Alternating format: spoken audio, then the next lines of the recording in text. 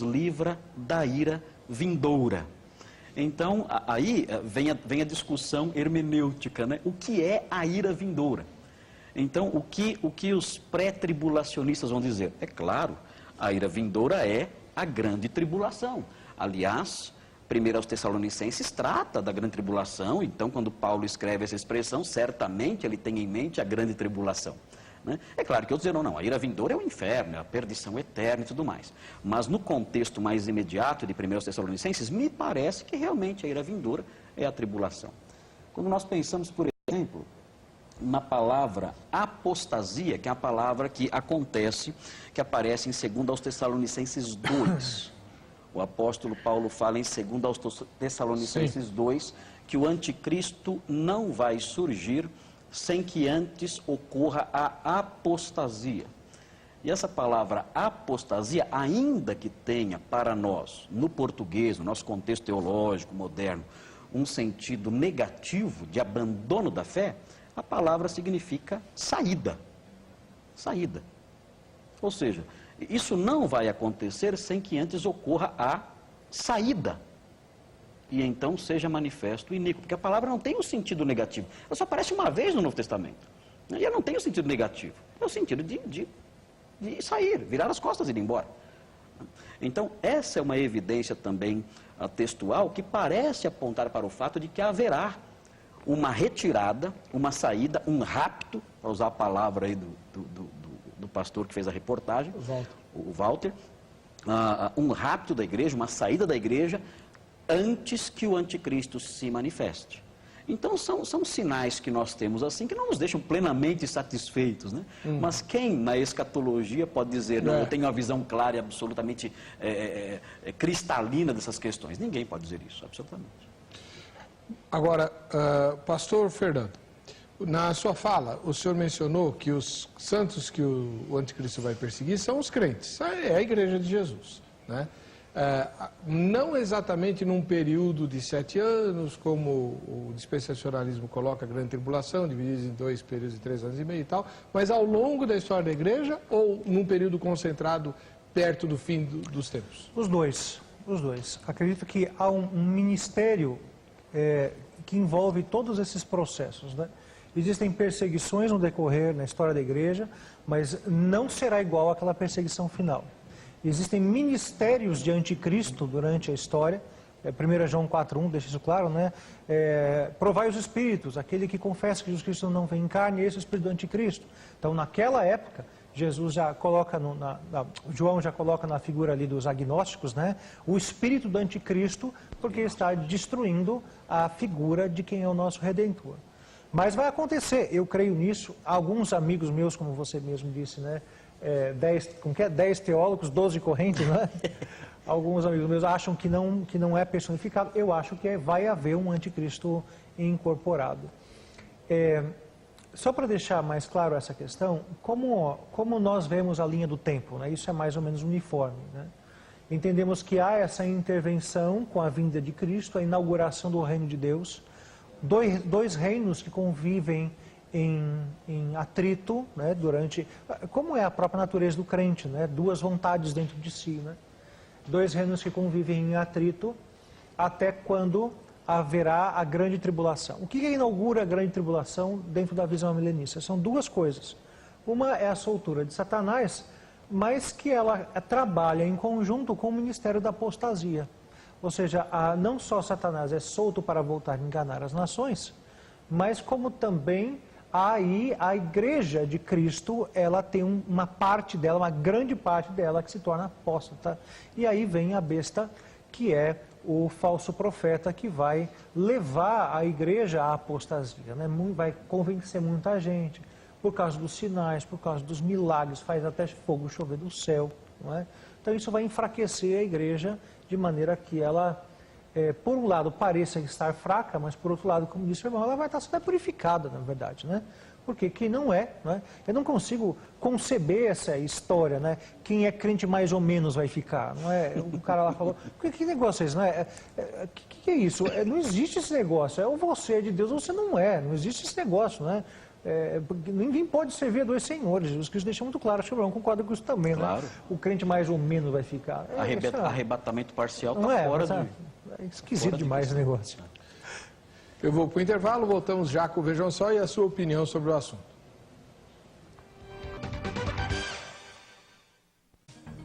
Muito bem, estamos no terceiro bloco do programa Vejam Só. Hoje discutindo a questão da escatologia. Quem são os santos a quem o anticristo e o falso profeta vão perseguir, né? Segundo o Apocalipse capítulo 13.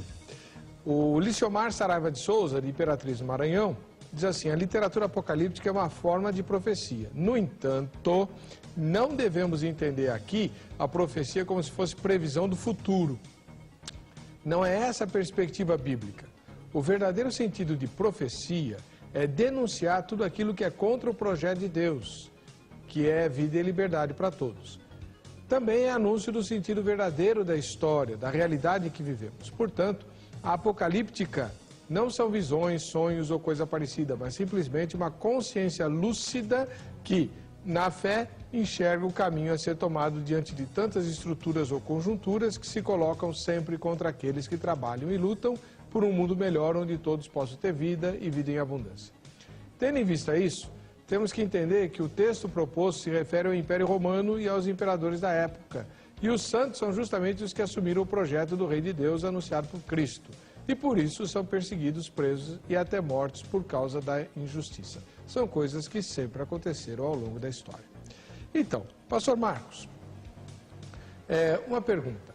É muito legal a ideia, eu gosto muito da ideia, embora não creia mais nela, mas eu gosto muito da ideia de ser tirado daqui antes de ter que me haver com quem vai me prender, me privar de direitos, me perseguir, etc. Eu gosto muito da ideia de ir para as bodas do Cordeiro. Não estou afim de ficar aqui na grande tribulação, não. Porém, o que muitas vezes me incomoda é que eu tenho que reconhecer que os cristãos do primeiro século foram muito mais fiéis do que eu e Deus não os livrou da mão dos loucos imperadores, como Nero, por exemplo. Fala, vocês são a luz do mundo, então punha eles em tochas para iluminar os palácios, os jardins do Palácio de Roma, onde eles faziam bacanais, né? A luz de crentes queimando porque eles eram a luz do mundo. Se Deus não os poupou, por que nos poupará? Na verdade, nós não precisamos ir até o primeiro século para ver a igreja sofrendo. O século XX foi o século que mais forneceu mártires para a igreja. Nós não estamos falando, quando olhamos para o Apocalipse, nós não estamos falando da tribulação e do sofrimento que advém às pessoas que creem em Cristo, ou mesmo aqueles que foram fiéis a Deus, até mesmo antes do advento de Cristo. Nós estamos falando do livramento de algo diferente de tudo que já aconteceu. Nós estamos falando de uma expressão técnica, que é a expressão ira vindoura. A humanidade nunca conheceu o que acontecerá nesse período. É disso que estamos falando. Não, a grande tribulação não é só um período de perseguição política sangrenta contra os cristãos. Ela também é um período de terríveis cataclismas. Terremotos de proporções globais, pragas, epidemias, fome, mortes aos milhões. A história humana jamais viu o que é a grande tribulação. Na verdade, o livro do Apocalipse, assim como o pastor Fernando mencionou, ele realmente é um livro escrito em paralelo. Nós encontramos evidências disso no capítulo 10, por exemplo, quando é dito a João que é necessário que ele novamente profetize acerca de várias tribos, nações, povos e reis.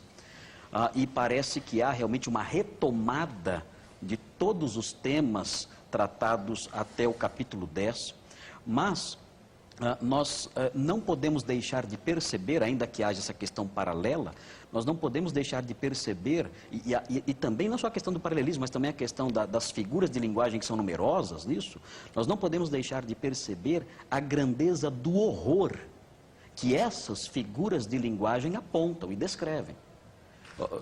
As figuras de linguagem usadas aqui são figuras que querem criar no leitor um senso de algo realmente terrível, tenebroso, assustador, jamais visto. Nós não podemos perder de vista isso. É verdade. E é disso que estamos falando, e é disso que o Senhor há de livrar o seu povo no futuro, conforme cremos.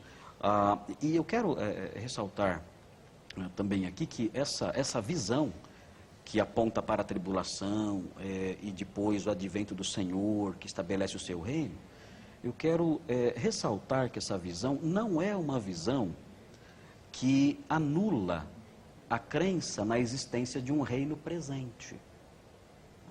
Nós cremos que o Senhor Jesus reina.